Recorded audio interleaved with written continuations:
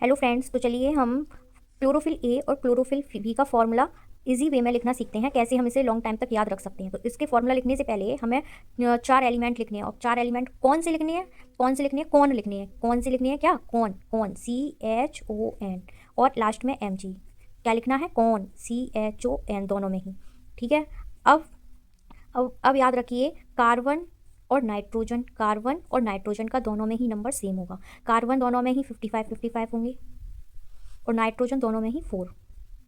ठीक है। अब रह गया हाइड्रोजन और ऑक्सीजन भरना। ठीक है। अब हाइड्रोजन के लिए आपको याद रखना है, हाइड्रोजन ज़्यादा ए में ज़्यादा होते हैं 72 और बी में कम होते हैं 70। अब ऑक्सीजन याद करने के लिए नाइट्रोजन आपने 4 फिल करा था, तो यहाँ से 4, यहाँ पर आप 5 कर दीजिए, यहाँ पर 6, 4 5। देखिए 126 क्वेश्चन, ये the chemical formula of chlorophyll B is, और 127 question the formula of chlorophyll A is. इन दोनों का ही आंसर आपको कमेंट सेक्शन में देना है। तो ये क्वेश्चन यूपीपीसीएस प्री 2006 में पूछा है, और ये क्वेश्चन क्लोरोफिल ए वाला पीजीटी बायोलॉजी 2005 और यूपीपीसीएस प्री 2006 में देना है, पूछा है। तो ये क्वेश्चन आप सॉल्व कीजिए और आंसर कमेंट बॉक्स में दीजिए। Thank you.